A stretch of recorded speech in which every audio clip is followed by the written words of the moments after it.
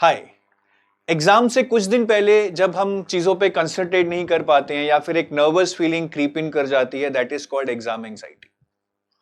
And I feel that this exam anxiety is directly proportional to the level of your preparation. जिसने ज्यादा prepare किया है उसको ज्यादा एग्जाम एंजाइटी होती है, because for him or her there is much bigger things at stake. सीबी में बहुत सारे लोगों को ये एग्जाम एंजाइटी अभी हो रही होगी कि मैंने करंट अफेयर्स नहीं किए हैं, कहीं 2-3 क्वेश्चंस ना आ जाएं, मैंने न्यूमेरिकल्स अच्छे से प्रैक्टिस नहीं किए हैं, मेरे मॉक टेस्ट में कम नंबर आ रहे हैं।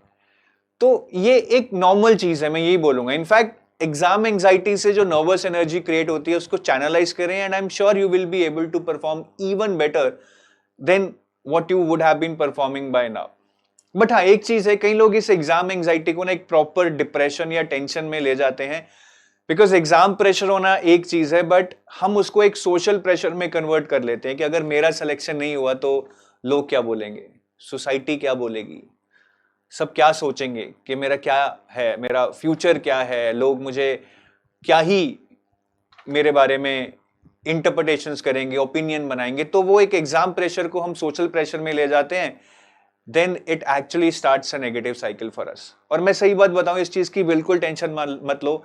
आज के दिन में आई अंडरस्टैंड ये आपके लिए बहुत बड़ा एग्जाम है। अगर आप बन गए तो आप सेबी ग्रेड ए ऑफिसर बन जाएंगे, बहुत नाम होगा, रिस्पेक्ट होगी, अच्छा सेटल हो जाएंगे। बट शायद आज से 5 साल बाद आप जहां भी होंगे ना, आप यही सोचेंगे कि ठीक है, एक बड़ा एग्जाम था बट शायद इतना भी बड़ा नहीं था जितनी मैं टेंशन ले रहा था, जितना मैं उसके बारे में सोच रहा था। Eventually every one of you would get settled somewhere in life.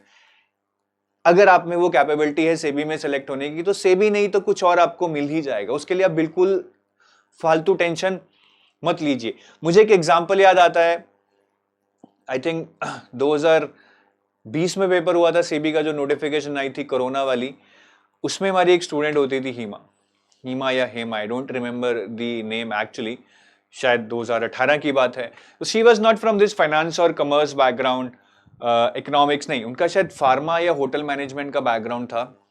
She worked hard, phase 1 clear किया, पेपर 2 में 55 नंबर आए, बहुत ज्यादा नहीं थे, मतलब उससे ऐसा नहीं लगता कि इनका बहुत अच्छा चांस होगा, और मेहनत की। But during her preparation between phase 1 and phase 2 she was very tensed. Mock test में 60 का बैरियर क्रॉस नहीं हो रहा था, हम 70 टारगेट करते हैं यूजुअली। बहुत सारे चैप्टर्स भी छोड़ रखे थे जो अनइंपॉर्टेंट थे, but she was taking that risk कि शायद ये ना आए। लास्ट काइंड ऑफ अटेम्प्ट्स थे, शी वाज ऑलरेडी 28 और 29। तो बहुत टेंशन थी, और मुझे उनसे बात करके लगता था कि यार इनका होगा या नहीं होगा, बिकॉज मॉक्स में इतने ज्यादा नंबर नहीं आ रहे थे। बट इवेंचुअली शी क्लियर, और मुझे यही डर था कि अगर इनका नहीं होगा she would go into depression, but eventually she clear. मतलब that was a winning moment for me, जब उन्होंने बताया कि उनका हो गया है। तो इससे यही निकलता है कि आप इस टाइम जो भी हो रहा है ना, अगर बहुत बुरा हो रहा है तो अलग बात है, लेकिन अगर ठीक ठाक हो रहा है, it means you stand a chance. ठीक है, मॉक में 70-75 नहीं आ रहे हैं, 60-65 आ रहे हैं, good enough. You never know what will happen on the actual day. जो छोड़ दिया है ठीक है, it's okay, it's a risk worth taking, अब देखी जाएगी। अब उसको सोचकर टेंशन मत लो। और उनके शायद इंटरव्यू में बहुत अच्छे नंबर आए थे, बिकॉज जो भी उन्होंने पढ़ा बहुत दिल से पढ़ा था। She had lot of clarity on all these regulations by SEBI and all. तो बहुत क्लैरिटी से पढ़ा था, और बहुत अच्छे नंबर मिले थे। आई डोंट रिमेंबर, बट एक बहुत अच्छे नंबर थे, एवरेज से मतलब 15-20% ज्यादा ही थे। अगर 10 नंबर आते तो उनके 12 आए थे। तो इस टाइम थोड़ा पॉजिटिव रहिए, ये चीजें बहुत नॉर्मल है। ठीक है, और मैं कुछ पॉइंट्स लिख के लाया हूं जो मैं आपको बताना चाहूंगा कि अब एज अ टीचर मुझे तो अपनी ड्यूटी पूरी करनी है, कि अगर आप फिर भी कोई चीजें छोड़ रहे हो तो यार इन पे थोड़ा ध्यान दे लो। वैसे तो अब जो हो चुका है वो हो चुका है। एक थोड़ी सी कोई चीट शीट बना लो यार, अभी भी आपके पास है 3-4 दिन। ठीक है, फॉर्मूलेस की, जैसे मार्जिनल कॉस्टिंग है, स्टैंडर्ड कॉस्टिंग है, प्रोसेस कॉस्टिंग है, इनकी थोड़ी चीट शीट्स बना लो फॉर्मूलेस की। इनमें से न्यूमेरिकल पक्का आने हैं, और फॉर्मूला याद होगा तो मोस्ट प्रोबेबली हो जाएगा, बहुत मुश्किल नहीं आते हैं। ऐसे का फॉर्डर जरूर पढ़ लीजिए डिस्क्रिप्टिव इंग्लिश में। There would be 1 or 2 standard essays. One essay surely would be from this social issues, जैसे वुमेन एम्पावरमेंट, हेल्थ, एजुकेशन। तो ये एक स्टैंडर्ड ऐसे का फॉर्डर पढ़ लीजिए, so that you have time to write quickly. ठीक है, मतलब वहां पे आपको, मतलब ढिचम ढिचम लिखेंगे तो पेपर पूरा नहीं होगा। एटलीस्ट अगर आप ऐसे जल्दी लिख देंगे, you will have time to think about your president comprehension. और मॉक टेस्ट जो भी आप इंग्लिश के दे रहे हैं उसमें एक ऑर्डर डिसाइड करना बहुत जरूरी है, because I have seen descriptive English में most of the people get less marks because they are not able to complete their paper, क्योंकि उनको पता ही नहीं होता कि किस ऑर्डर में करना है, रैंडम ऑर्डर में करते हैं हर बार। तो ऑर्डर जरूर डिसाइड कीजिए, और मेरी एडवाइस है कॉम्प्रिहेंशन को लास्ट में मत कीजिए, बिकॉज कॉम्प्रिहेंशन में हर एक क्वेश्चन के 5 मार्क है, एक क्वेश्चन भी रह गया ना तो 5 मार्क उड़ जाएंगे। प्रेसी में एक पैराग्राफ कम लिख दिया तो शायद 2 ही मार्क उड़ेंगे। तो कॉम्प्रिहेंशन पहले करने की ट्राई करना, इफ दैट सूट्स यू, नहीं तो जो भी आपका ऑर्डर है उसको कीजिए। फैक्चुअल एंगल से आई वुड से कि मैनेजमेंट कंपनी लॉ को एक बार, जो भी आपको समरी शीट्स दी हुई हैं उनको एक बार थोड़ा सा जल्दी जल्दी रिवाइज करते रहिए, because these are very factual subjects, इनमें क्वेश्चन आसानी आते हैं। तो वहां पे ये ना हो कि यार मैंने पढ़ा था लेकिन मैं भूल गया, मतलब वो बिल्कुल भी एक्सेप्टेबल नहीं है। In fact finance is also very factual. चौथा पॉइंट ये है कि यार करंट अफेयर्स, जो कि ज्यादा इंपॉर्टेंट नहीं है सेबी के एग्जाम में, but if you get time एक सेबी का एनुअल रिपोर्ट का थोड़ा सा आप देख लीजिए। हमारे यूट्यूब पे एक सेशन है, वो आप थोड़ा सा देख लीजिए। मे बी अगर एक आधा क्वेश्चन आता है और अगर आप कर दें यार, that will give you an edge. और सेबी के लास्ट 3 मंथ्स के अगर आप टाइम लगे तो थोड़े बहुत रेगुलेशंस पढ़ लीजिए मोटा मोटा।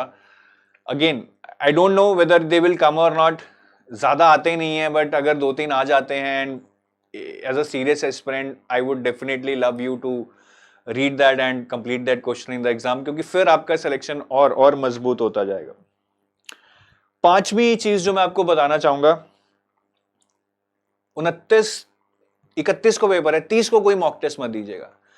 लास्ट डे बहुत लोग मॉक टेस्ट प्लान करते हैं, I am totally against this. Why? 2 scenarios हैं, या तो आपके उस मॉक टेस्ट में अच्छे नंबर आ जाएंगे या बुरे आ जाएंगे। अच्छे आने से भी बहुत ज्यादा कॉन्फिडेंस नहीं बढ़ेगा, लेकिन अगर बुरे आ गए ना तो कॉन्फिडेंस इतना टूटेगा ना, उसको फिर वापस लाना जस्ट विद इन 1 डे बहुत मुश्किल हो जाएगा। तो 30 तारीख को मॉक टेस्ट अवॉइड कीजिए, रिलैक्स कीजिए, कुछ क्वेश्चंस करने हैं तो कर लीजिए, चाहे मॉक टेस्ट के क्वेश्चंस 5-5 करके करते रहिए धीरे धीरे, बट एक प्रॉपर मॉक टेस्ट एनवायरनमेंट में टेस्ट मत दीजिए। Don't try to evaluate on the real time environment. और छठा मैं ये बोलूंगा यार, आप लोगों ने अगर सच्ची से मेहनत की है ना, अच्छे से मेहनत किया, तो डरो मत, और एक मूवी जरूर देखो यार। 31 को पेपर है तो 28 को एक मूवी देख सकते हो आप, 28 रात को चिल मारो थोड़ा, कोई भी अच्छी मूवी, कॉमेडी देख लो, कोई मोटिवेशनल देख लो। एडवाइस चाहिए तो मैं बोलूंगा यार शॉशैंक रिडेम्पशन बहुत अच्छी मूवी है, वो देखो जरा, 3 घंटे लगेंगे, फ्रेश हो जाओगे। लेकिन 29-30 दबा के पढ़ लेना फिर, ठीक है, कोई दिक्कत नहीं है, बट थोड़ा फ्रेश होके जाओ, टेंशन भी दूर हो जाएगी, and you will feel that no mental relaxation एक अच्छी सी मूवी देख के। तो वो जरूर करो मेरे हिसाब से, ठीक है। उससे ऐसा नहीं है कि बहुत टाइम वेस्ट हो जाएगा, टाइम बहुत था, जो हमने पढ़ना था पढ़ लिया, ये 2-3 घंटे से कुछ फर्क नहीं पड़ने वाला है। बाकी बोलूंगा यार best of luck, I hope we have been able to do justice, ठीक है। बहुत सारे मैराथन सेशंस लिए हमने, बहुत मेहनत की है, यूट्यूब पे भी, पेड कोर्स में भी। शायद आपकी एक्सपेक्टेशन ना पूरी कर पाए हो, बट हमने सीरियसली बेस्ट देने की पूरी कोशिश की है। इनफैक्ट आरबीआई नबार्ड आने के बाद देयर वाज अ व्यू कि यार सेबी में अब फेज 2 में हम इतना नहीं कर पाएंगे, but literally I told my team no, I mean अभी we can not abandon the students like this, हमें बहुत अच्छे से पढ़ाना है, हमें इस लेवल तक पढ़ाना है कि अगर बच्चा मेहनत करे ना तो उसको ये ना लगे कि सही गाइडेंस नहीं मिली। वो अपना मेहनत करके राइट कंटेंट पढ़कर ही should be able to give a best shot as per his capability for the exam. तो फिर भी अगर कुछ कमी रह गई हो तो I would just say we will try to improve. गलतियां सबसे होती हैं, बट आप गलती मत कीजिए एग्जाम में जाकर, इजी क्वेश्चंस को गलत मत, बिल्कुल मत कीजिएगा, और नेगेटिव मार्किंग जरूर बचाइएगा, तुक्के मत लगाइएगा, ठीक है। ठीक है, एडवाइस मैं देता रहूंगा, जितनी देर बैठूंगा फिर बोलता रहूंगा, but that is all I want to say. Love you all, proud to be associated with you all. Thank you. Have a nice day.